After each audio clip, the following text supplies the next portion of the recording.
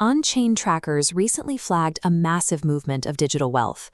BlackRock shifted roughly $344 million in Bitcoin and Ether in a single day. In the traditional crypto market, a transfer of this scale to an exchange address usually signals one thing: an imminent, market-crushing sell-off. This immediate leap to a bearish conclusion often triggers social media panic, dragging community sentiment down in minutes. The fear is tied to BlackRock's sheer scale. Between the iShares Bitcoin Trust and the Ethereum Trust, the firm's moves carry enough weight to rattle the entire asset class. However, despite the optics, this specific transfer may not have been a trade or a sell order at all. The resulting panic reveals a gap in market knowledge. Retail traders are misinterpreting the data because they don't yet account for the infrastructure behind institutional crypto. To understand the intent, you have to look at where the funds actually landed. These assets weren't sent to Coinbase's retail trading platform. They moved to Coinbase Prime. Coinbase Prime is an institutional custodian.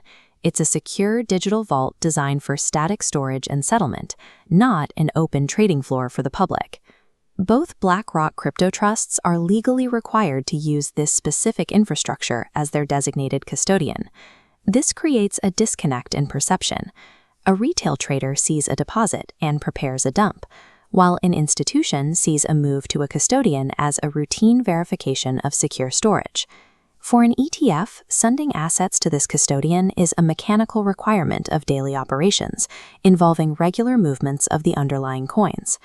In this environment, the destination of a transfer carries more information than the dollar amount, turning a terrifying headline into a standard administrative procedure.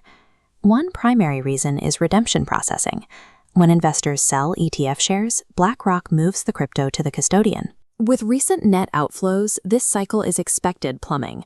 Another factor is internal custody rotation, simply rebalancing assets between internal wallets. This wallet-to-wallet shifting has no impact on the market price and does not represent a reduction in BlackRock's total exposure. Think of it as daily housekeeping for a multi-billion-dollar machine. A massive blockchain transfer alone doesn't prove an intent to dump assets. It proves the ETF's internal systems are working exactly as they were built to.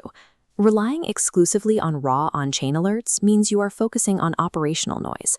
The definitive signal for any trader or observer is the daily ETF flow data.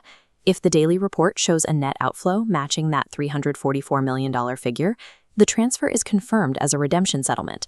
But if the flows remain flat or positive, the massive movement points strictly to internal custody operations, with no market-facing impact. The integration of Wall Street giants into crypto is rewriting the old rules of wallet watching. Traders who interpret every custodian deposit as a bearish signal risk overreacting to routine administrative noise and getting shaken out of their positions. To navigate this new era, investors must look past the alerts and understand the financial machinery operating beneath the surface.